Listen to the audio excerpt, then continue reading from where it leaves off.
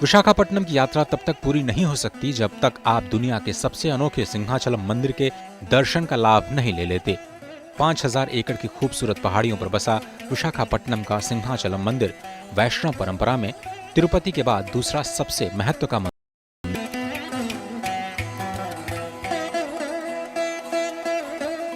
ऐसा माना जाता है कि सत्ययुग में भक्त प्रवर परम वैष्णव श्री प्रहलाद जी को भगवान विष्णु ने वराह और नृसिंह के संयुक्त रूप में दर्शन दिए और शास्त्रों में इस अनुपम संयुक्त अवतार के दर्शन को भक्तों के पापों को हरने वाला बताया गया है।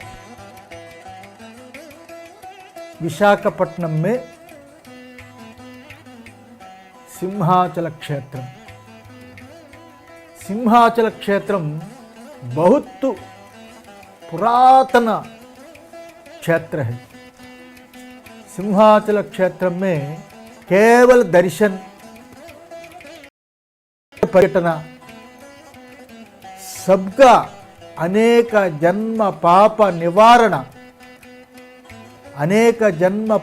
निवारण केवल सिंहाचल क्षेत्र दर्शन निमित्त मात्रेण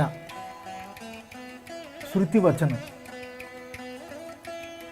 सिंहाचल क्षेत्रम पूरा नृसिंह वाराह नरसिंह स्वामी दो रूप है। वराह रूप नारसिंह रूप అంటే सिंह वाराह दो रूप में एक ही भगवान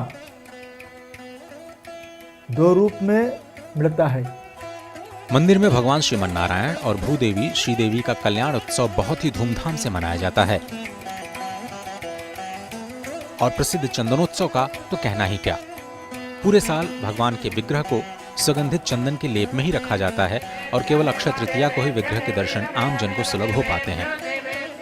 मंदिर में भक्तों की सुविधाओं में बढ़ोतरी के लिए केंद्र सरकार ने प्रसाद योजना को मंजूरी दी है और जल्दी ही विस्तार और निर्माण कार्यों में तेजी की संभावना है। डीडी न्यूज ने बात की सिंहाचलम बोर्ड के अधिशासी अधिकारी सूर्यकला जी से।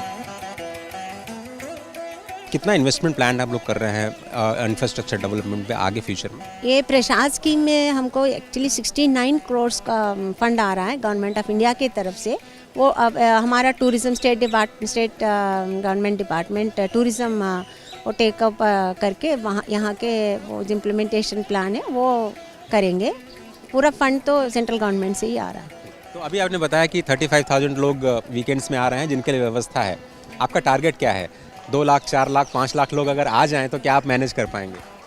हम actually we have been doing lot of things for accommodating more pilgrims because previously the prasadam shortage was there. Now we are selling around 50,000 ladus every weekend, even on Saturdays itself. On Saturdays itself, we are selling around 60 to 70,000 ladus. Previously, it was only 6,000. So we are able to cope up with the pilgrims also, and we are seeing that no scarcity of prasadam is there, and the queue lines they flow on; they will not stop. And we have taken all measures up to 35,000 and 50,000. Generally, this much crowd is expected only on auspicious day like Chandana Yatra, where the Nijarupa Darshana of Swami is shown. But now we are expecting and we are confident we can cope up to 1 lakh people even on Saturdays also. पूरे साल भर भगवान विष्णु की जो वाराह नृसिंह प्रतिमा है उसको चंदन से ढका जाता है। केवल अक्षय तृतीया के दिन उनके दर्शन हो पाते हैं। तो अगर आप सामान्य तौर पर दर्शन करने के लिए जाएंगे तो आपको ऐसा लगेगा जैसे आप शिवलिंग का दर्शन कर रहे हैं। तो भगवान शिव भगवान विष्णु, हालांकि उनमें कोई अंतर नहीं है, लेकिन ये अद्भुत संयोग है, अद्भुत संगम है। मंदिर का करीब ही बसा विशाखा श्री शारदा पीठम भगवान आदिशंकर की परंपरा को आगे बढ़ाने का कार्य अद्भुत रीति से कर रहा है, जहां पर मां शारदा स्वरूप राजश्यामला देवी विराजमान हैं और उनमें तेलंगाना और आंध्र प्रदेश दोनों ही राज्यों की विशेष आस्था है। विशाखा श्री शारदा पीठ प्रधान देवता श्री शारदा स्वरूप राजश्यामला बहुत पावरफुल महिमान्विता देवी स्वरूप है। इधर में प्रतिनित्य श्री विद्या उपासना, श्री चक्रार्चना, देवी पारायण यजुर्वेद ऋग्वेद अनुसंधान मंत्र पारायण सबका इधर में नित्य वैदिक कार्यक्रम अधिक जाता है। भारत की प्राचीन गुरुकुलम व्यवस्था को दक्षिण भारत में अब भी संभाल कर रखा गया है और गुरु शिष्य परंपरा यहाँ के आध्यात्मिक जीवन शैली का अटूट अंग है।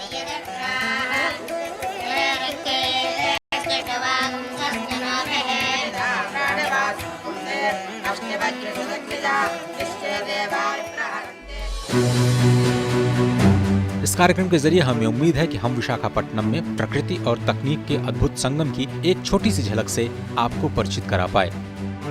उम्मीद है कि नए साल में इस नए सफर में आपको भी आनंद जरूर आया होगा। डीडी न्यूज की पूरी टीम को दीजिए इजाजत। वेल्लोस्तानो, धन्यवादम।